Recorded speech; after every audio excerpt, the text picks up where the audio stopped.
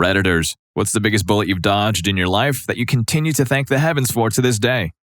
Story 1. I got offered my dream job running an offshore aquaculture facility. I had to choose between the job and my significant other's future. Long story. I reluctantly declined the job, and a few months later I heard the facility was dealing with a serious disease issue and had no chance of being sustainable.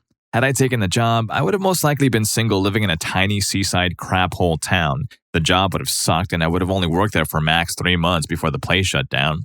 So my significant other has depression and is trying to make her best to make the most out of it. In her late 20s, she decided to try and get a degree, and for someone who could barely get out of bed in the morning or hold any long-term job, this was somewhat ambitious. She started her studies the year we moved in together. Studies went well, but as the degree went on, exam times loomed, etc., I had to take over more and more of the household tasks. Essentially, all she had to do was just college stuff. I did all the shopping, cooking, cleaning, getting her out of bed, making sure she worked too hard, etc.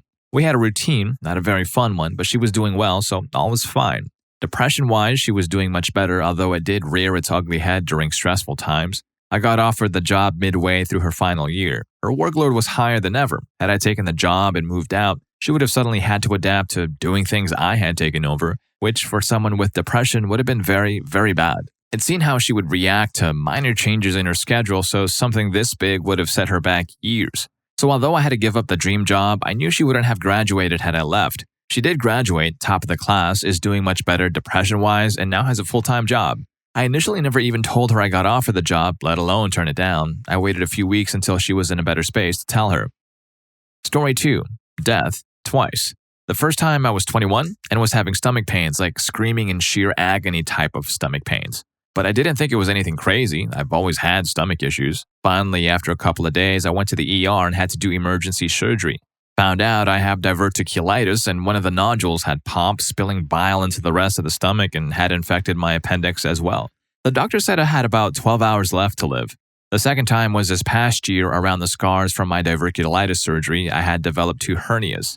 They weren't a bother for the longest time, but I finally, late last year, they started hurting. Each time I went to the hospital, they were able to calm my body down and then pop the bigger hernia back in, and I was good to go. Until the last time, mid-May, the surgeon came in and said, "We're doing surgery now to fix this." Good thing too, because he found some intestine had gotten stuck and was getting strangled and was dying. That I was probably about a day or 2 away from having all sorts of problems, if not straight-out death. I hate my stomach, and it hates me. Story 3. A tree fell on my car at a stop sign, but we were saved because power lines caught it. There was a bad windstorm in 2008 in Cincinnati, Ohio that came from a hurricane. Cincinnati is actually in the Ohio Valley, which means it doesn't typically get that windy. It was my future father-in-law's birthday and we were trying to make it over to their house for lunch, only 5 minutes away. The main road is blocked by police cars as trees and power lines had fallen. No worries, I'll take the back way. So I go a little further and I had to turn around because another tree had fallen and blocked both sides of the road.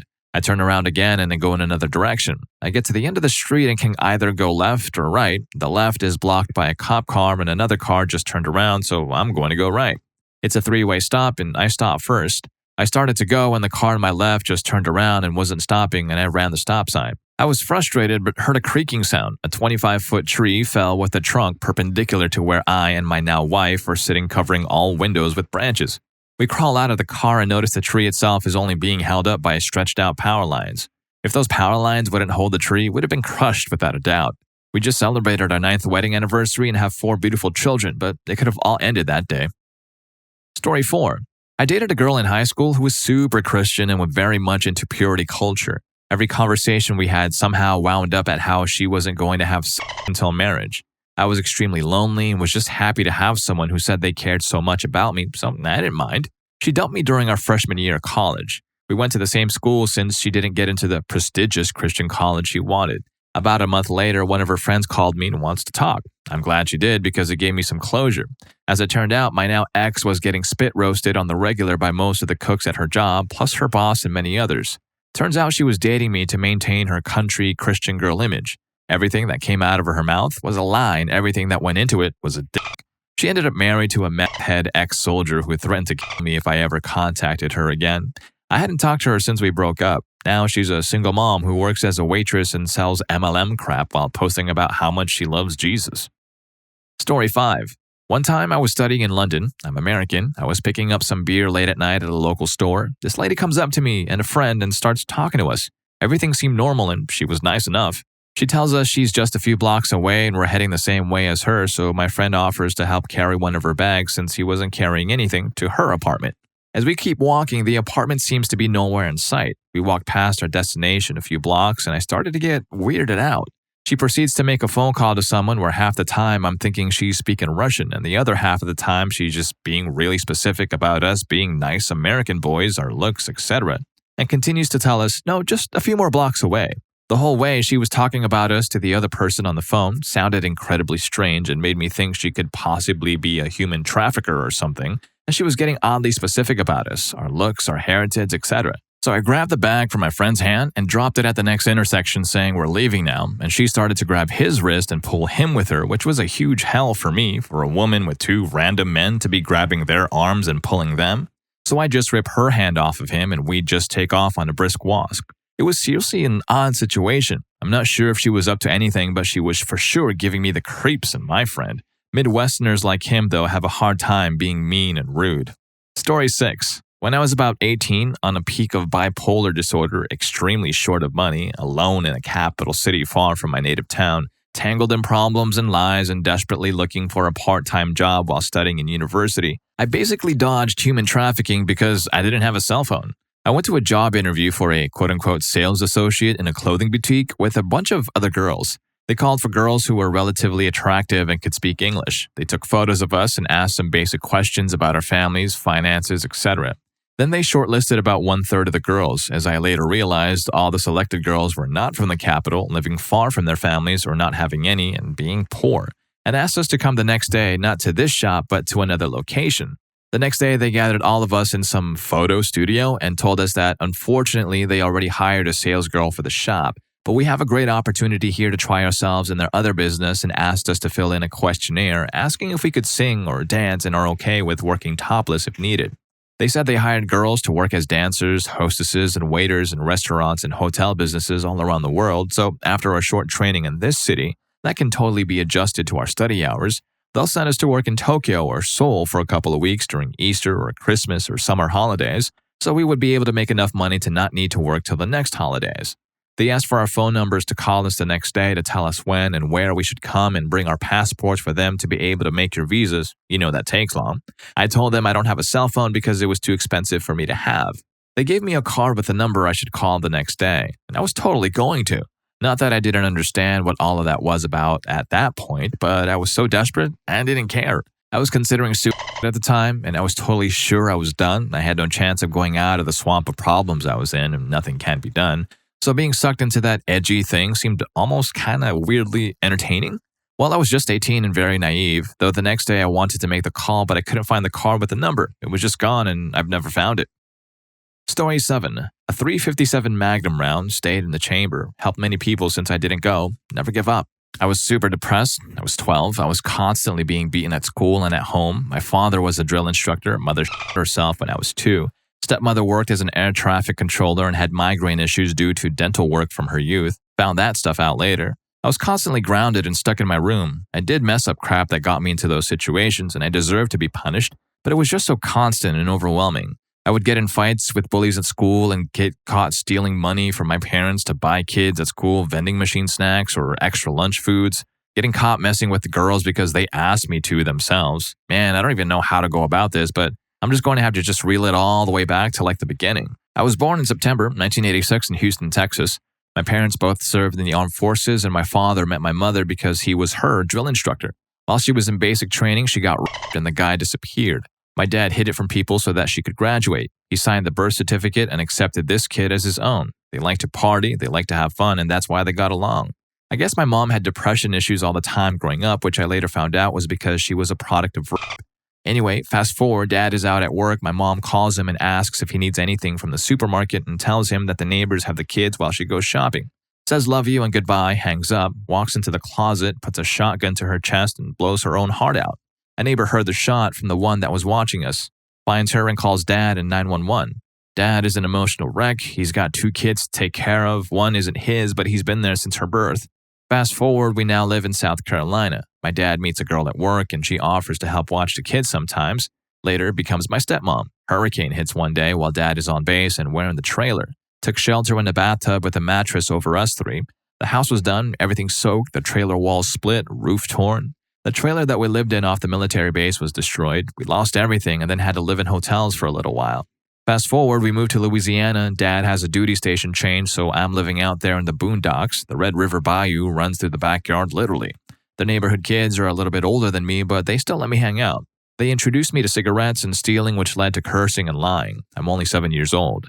Late at night, Dad likes to use his satellite reception to get an illegal TV channel that is basically hardcore porn. Late one night, I decided to hide underneath the dining room table to scare my dad, jump out, and surprise him before I went to bed. I was a playful kid. Well, I saw what Dad was watching on TV, and that got me curious about stuff. Let's say I didn't jump out and scare him. I had to wait the entire hour until he went to bed. Fast forward, Dad catches me messing around with the neighborhood girls. I get the crap beat out of me, go to school, the same stuff happens. I'm taking taekwondo, fighting kids, girls wanting to experiment. I'm getting caught constantly on the playground or nap time or on the bus, always in trouble. In Louisiana, corporate punishment is legal, so the assistant principal would beat you with the paddle and send you to the principal who would beat you with a huge cricket bat. Then your parents will come to pick you up if you were lucky. It was Dad first, so your mom didn't beat your ass, and then your dad beat your ass. The flood of 1993 hits, and we lose the house and everything inside it once again, and we have to stay in hotels. The family's just constantly stressed out, and I'm just always getting my ass beat and grounded. Then my stepmom would do evil things to test me and say, "You failed the test. I was going to unground you today, but since you didn't sweep the floor, you're grounded for another month." She was evil. I went to counseling constantly because my parents thought I was a demon child. My father's original father was a coal miner in West Virginia. He would beat my dad severely, badly, regularly. Eventually, my father ran away and his current family took him in. He doesn't know who his real dad is or where he is. My stepmother, I think, was a pretty good person until she met my dad, then probably got used to the aggressiveness, and then it just amplified every time she looked at me because I was not very Catholic-like and just a nasty boy with mental problems. The first time I threatened to run away was when we lived in Louisiana. My dad packed my little bags for me, drove me out into the middle of nowhere, dropped me off next to a bridge, and told me that trolls live under the bridge and coyotes are in those fields waiting to get you. Good luck. He drove away into the night for about an hour. He told me he parked far enough to where he could still see me, but I couldn't see him. I just sat there and screamed and cried, had no idea what to do or where to go, and I felt hopeless. I knew I needed my family to survive, so I started walking back home and he came and he picked me up. The first attempt at my suicide, I don't even know if you can call it an attempt. I just got busted in Texas with a roll of quarters in my jacket. A kid had told me that I was buying all these things for people, and the teacher called me in and the principal searched me and asked where it came from. I told them I took it from home. Well, they called my dad, and Dad came to the school and picked me up and brought me back home. He started with the belt, the thick one, the worst one. He would interrogate me while doing it, and I'd tell him. Then he just used his hand just on my ass, on the wall, then the table, then finally the belt again. Was so bruised up, so badly, he laughed about it at dinner because I had to stand to eat. I couldn't sleep from the pain. I don't know if it was the physical pain or the emotional, but it was a deep kind of hurt, like a deep, haunting hole inside of an even deeper hole, and all you hear is your own wails inside your head. There wasn't any hope left. I came downstairs while Dad was watching his late-night TV, while everyone else is in bed skin max porn. I told him I didn't want to live anymore. He went upstairs and came back down with something in his hand. He told me if I wanted to die, then I would be doing it right there in front of him and I wasn't going to play any games. So he puts this pistol into my hand. My stepmother used to do some sort of security on the side and it was her issued revolver. The thing was so heavy, I'm talking like unbelievably heavy. I'm a kid and this thing felt like I had a house in my hand. He told me to go ahead and put it under my chin because it's just to make sure that it works. He cocked the hammer back for me. Every time he would pull his hand away, the revolver would shake violently in my hands and he would steady it again. He said, "Your mother used to make these threats to me all the time. I don't want to miss this." I wanted to pull the trigger so badly because I already felt like I was at the end of the rope, but I swear I heard her telling me not to do it and not to give up. I told Dad I was sorry. I stopped crying and went back to my room. Nothing changed after that, but we did move to Indiana. It was a fresh start for the whole family. Luckily, the neighborhood that I grew up in was nothing but awesome kids. Picture the Sandlot times 2. It was epic. Most of the time, I watched everybody play from the broken telescope from my window, but sometimes my dad would let me out so I could have a good time playing some sports if I didn't make it back as I promised. Of course, I'd get beat again. I ran away a bunch after that. Eventually, I joined the military and lost everything again. Lost my career, my wife, then my sister died, then I got disowned from my family. Everybody thinks I abused my wife when it was reversed. That's been 8 years now, so my ex-wife is now a professional women's football league player, serving 4 years in the military after helping me lose my career. I have a whole lot of reason to not want to be on this earth, but it's because of those reasons that I'm still here. My stories and experiences have helped others put down the needle, put down the gun, throw away the pills, whatever it was that has helped people. I think the thing that helps people the most is truly being able to hold a secret for someone, no matter how much it may hurt you or them or anyone else. You just have to respect it. You don't judge people. Embrace the fact they invite you into their lives and you should be honored. Story 8. My college girlfriend was a solid 10 out of 10 and great in the sack. Everyone thought we'd get married, but I never felt like I could trust her. She never cheated on me. It was just intuition. I broke up with her when I graduated and everyone thought I was crazy. She ended up marrying a guy who was rich. They went on vacation in a foreign country, which shall be nameless, and she put drugs in his luggage. He got busted at customs and spent a couple of months in jail. While he was in jail, she liquidated everything and took every frickin' penny this guy had. Eventually, the police got involved and they got her on tape admitting the frame and other things. She spent some time in jail and he rebuilt his life. He's doing okay now, but it took years to get back on his feet. I'm keeping it vague because the news reports are still out there. Story 9. We were all set and ready to put in an offer on a house, did the paperwork with the realtor, signed the check, and put down the offer. The realtor was super pushy, but the room was 90 degrees and we weren't thinking straight. After signing the papers, we went to see the house again with my in-laws and noticed a ton of issues we hadn't seen before. Got really anxious. Big issues like plumbing, a huge wraparound deck that needed work, etc., but we were stuck now. Got a call the next day from the realtor saying that we never signed the bottom of the offer paperwork and can we please come to sign it right away? We decided not to and are going to wait a bit and do this smarter next time. Don't rush when buying your first home, folks. Story 10. Not my story, but my mom's. When she was a senior in high school, a bunch of seniors went up the mountains to drink a week before graduation. Someone's dad worked as a ranger, so we were able to secure the keys to everyone's car so they couldn't drive drunk or do anything reckless.